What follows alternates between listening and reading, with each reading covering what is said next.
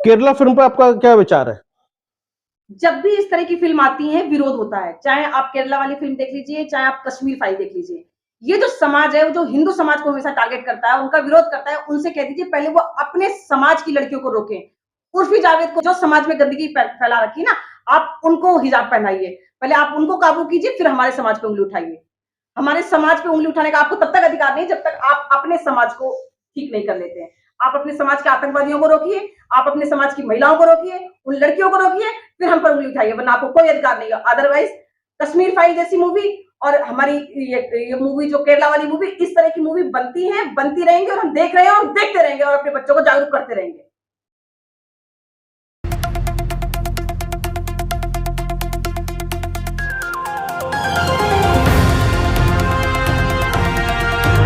BJP की fire brand नेता रीता देओल से बात कर रहे हैं। सब्जेक्ट है केरला।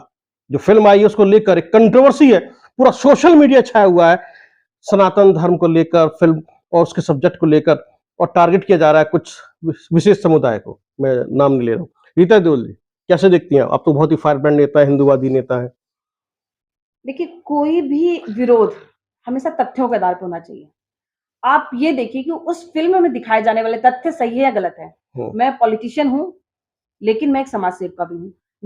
मेरा हमेशा उद्देश्य रहता है कि समाज में जो गलत चीज़ें हो रही हैं, उनका विरोध करना। क्या हम श्रद्धा मर्डर केस को भूल चुके हैं? हम नहीं जानते? क्या ऐसी घटनाएँ नहीं हो रही हैं कि मुस्लिम लड़के कुछ जो है अपना नाम बदल के हिंदू लड़कियों को फँसाते हैं और उनके साथ ये नहीं कह सकते। आपने एक बहुत बड़ी बात छेड़ दी है कि मुस्लिम लड़के अपना नाम बदल लेते हैं, हिंदुओं का नाम रख लेते हैं और लड़कियों को धोखा देते हैं, प्रेम प्रसंग चलाते हैं और उसके बाद हत्या कर देते हैं। इसको लेकर आप नाराज हैं? बिल्कुल नाराज़ हूँ।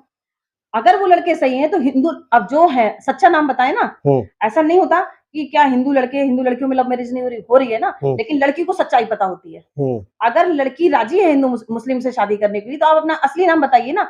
अगर आप अपना असली नाम छिपा रहे हैं इसका मतलब आपने शुरू से कुछ प्लान कर रखा है। एक साजिश है, साजिश है। बिल्कुल साजिश है। अगर आपने कुछ छुपाने से शुरुआत करी है एक रिश्ते की तो वो साजिश होती है।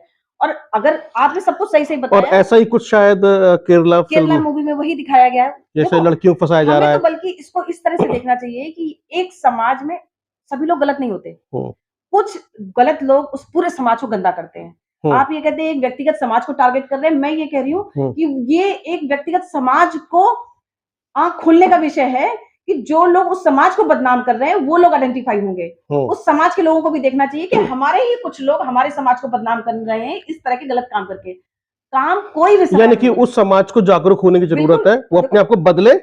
बदले उन लोगों को खुद आइडेंटिफ़ाई करे, ऐसे हाँ। लोगों का विरोध करे। हम हमारी बच्चियाँ तो जागरूक होंगी। हिंदू देखो बात सुनो, कहीं किसी के साथ लग गया तो हमें भी अपने बच्चों को हर चीज़ के लिए जागरूक करना चाहिए। चलिए जागरूक रहा।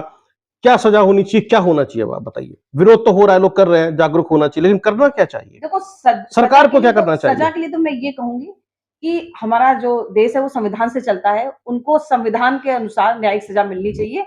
हाँ, सरकार को सख्त होना पड़ेगा, धर्मांतरण के लिए सख्त होना पड़ेगा। किसी भी धर्मांतरण जो आजकल देखो धर्मांतरण बहुत तरीके से हो रहा है। आप देखिए ना आदिवासियों के धर्मांतरण, निचले तबके धर्मांतरण वो सिर्फ़ एक दबाव में होते हैं।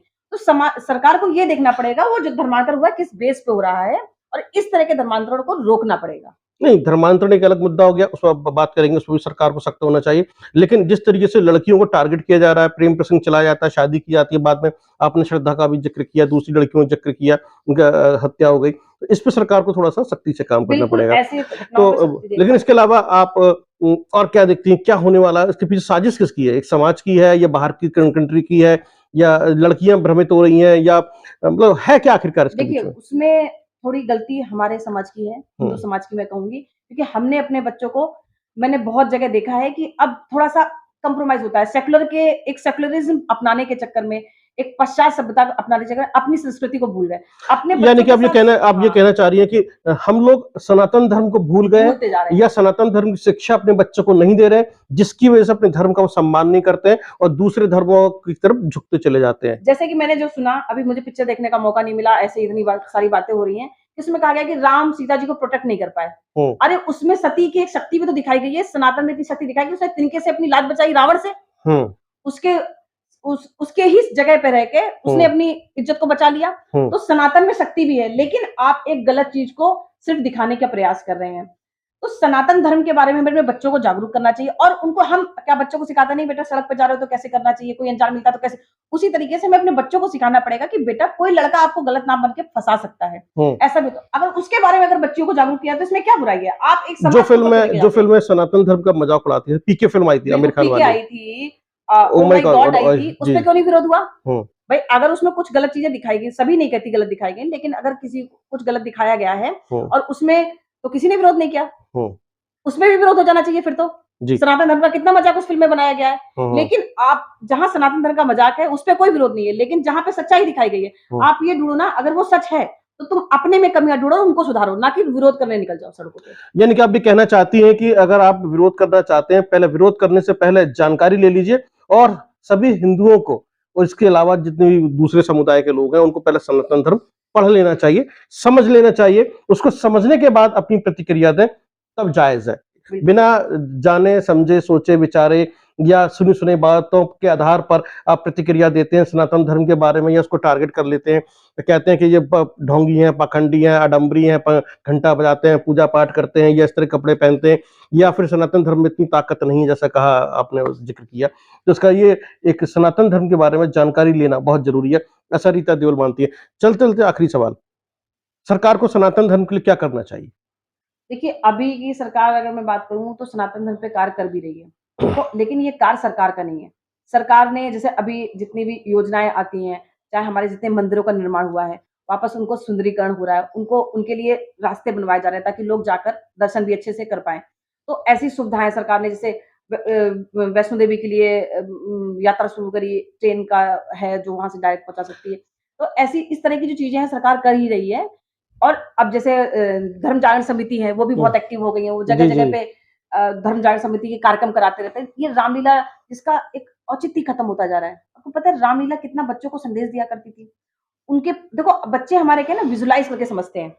चीजों का आधुनिकीकरण ना करें, बिल्कुल, सनातन धर्म को सनातन धर्म ही रहने दें, पुरातन ही रहने दें और उसके बारे में हमें लगता है कि कुछ अच्छे स्कूल्स खोले जाएँ, जहाँ पर पढ़ाया जाए। जैसे कि आपके दुधेश्वरनाथ मंदिर में वेदशाला चल रही है, बिल्कुल, वेदों का ज्ञान दिया जाता है। ऐसे ही सनातन धर्म के बारे में लोगों को शिक्षित किया जाए। बिल्कुल तब गुरुकुल जाके खत्म हो गए हैं। आप देखिए ना गुरुकुल कितनी अच्छी शिक्षा देते हैं। कहाँ वहाँ भेदभाव था? कहते हैं शिक्षा में भेदभाव है। आप बताइए गुरुकुल में कहाँ भेदभाव होता था? हर तरह की शिक्षा दी जाती थी, शास्त्रों की भी, शस्त्रों की भी। हुँ, बच्चों को हर तरह से मजबूत बनाया जाता था। ठीक है।